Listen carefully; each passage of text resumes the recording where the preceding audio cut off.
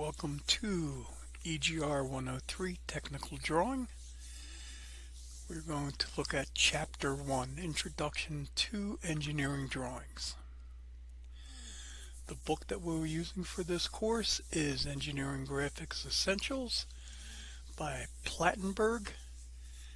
The publisher is SDC Publications, 5th edition. There is the information for the book. What we'll learn: why technical engineering drawings are important, the placement of components on an engineering drawing, things we're going to make sure that we talk about, that engineering drawings are used to communicate design ideas. The standards control the placement of components on an engineering drawing. This course was originally developed for manual drawing. It has evolved over the years, and now we're going to use CAD for this. There are 50 billion different CAD packages out there. Any one will work. Here are a few of the more popular ones available. We are going to be using Inventor by Autodesk. Okay, we're going to be using Autodesk Inventor Professional 2020. If you do not own a copy of this, you can go to Autodesk site and get a free educational version. There is no difference between the educational version and the full version. You must create a account with Autodesk. You will need to use your college email. They will not accept any emails that are not a college email. So if you try to make one without a college email, you'll get the free trial. In order to be able to successfully run Autodesk Inventor, you will need Microsoft Windows 10 64 bits or Windows 7 or Windows 8. There, the CPU at 3.0 gigahertz or greater is recommended. The minimum is 2.5. The memory recommends 20 gigs of RAM, but it will run on 8. I run it with 16. It runs fine. Disk space for the whole installation is 40 gigs. There is their recommendations for the graphics. The display, of course, you need a mouse and you will need a network connection.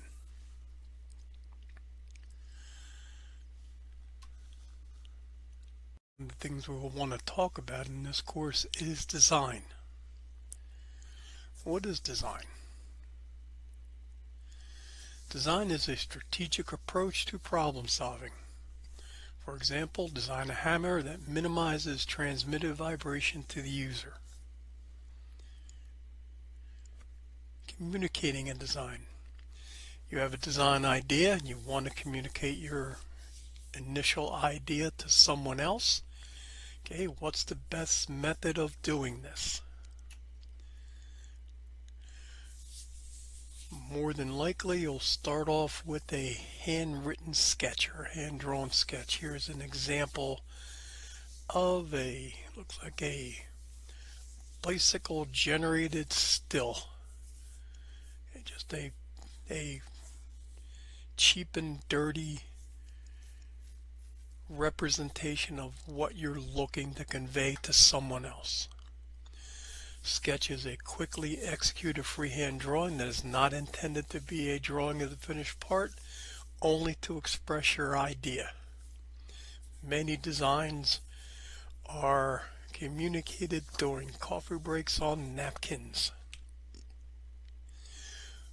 Once you have a complete design that needs to be manufactured or used as a legal document, how do you communicate your idea? Okay, one way is through technical and engineering drawings. Here are examples of the one on the left is a technical drawing. The one on the right is looks like a patent drawing.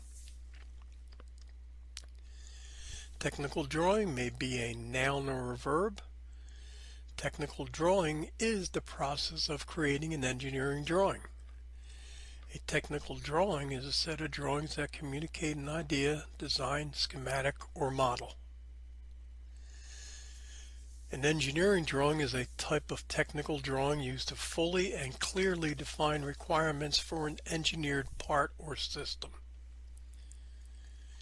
Here's an example of an engineering drawing. This is a drawing having all the parts or components of a vise. All of the relevant data needed to manufacture these parts are created or are included in this engineering drawing. Computer-aided drawing or design refers to computer software that allows an engineer to create drawings for their design idea. Here is that vise mounted on the desk. Standards. Standards are a set of rules controlling how an engineering drawing is presented. Standards are very, very, very important to the industry. The main standards we'll look at is the ASME and ISO. The ASME is the American Society of Mechanical Engineers. ISO is the International Organization for Standardization. Why do we need standards? Standards allow us to minimize drawing, reading, manufacturing, and inspection mistakes, and are used for international communications. One of the standards we will talk about is the ANSI standards, the American National Standards Institute. ANSI does not develop the standards. It oversees the development and use of standards. The American Society for Manufacturing Engineering, ASME, sets the codes and standards for mechanical devices. ANSI accredits the standards for the products, processes, systems, services, and resources of the United States. You'll also see the ISO. The ISO and the ANSI. The ANSI is a set of engineering and drafting standards set for the United States. ISO is a set of engineering and drafting standards that is international among several countries. Your responsibility as the designer include developing drawings that adhere to the ASME Y14 American National Standards for Engineering Drawing, and that's what we will be talking about considerably in this course. Here is an example of the standards that are available in all CAD systems, but this shows the standards libraries used in Inventor. The different ones that we have is the ANSI, the American National Standards Institute, ISO, the International Standards Organization, DIN, the German standards, JIS, the Japanese industry standard, BSI, the British Standards Institution, GOST, the Russian standards, and GB, the Chinese standards. Here is an example of the styles that are available. Here, for example, are revision tables, depending on what standard you are using, whether you're using ANSI or the International or the Russian or Great Britain or Japan. Here's an example of a drawing using the ISO standards. Okay, things that you will see that are a little different. One is they use the comma instead of a decimal point. The dimensions follow the direction of the arrows. Here's an ANSI standard of the same drawing. You'll see that the dimensions have been turned around. The decimal point is used and the arrows are a little different.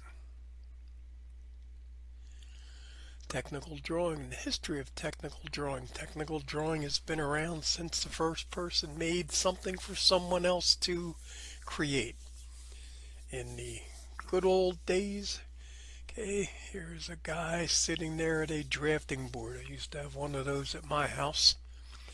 I still have all of these instruments. There's a circle template, for example, an eraser shield, a scale, compass, pencil, French curve, and this is a T-square. Manufacturing. Engineering drawings provide tolerancing, annotations, parts list, and other information needed for manufacturing and quality control. Engineering drawing formats and contents. Here are the standard drawing format and the contents that are included in a drawing.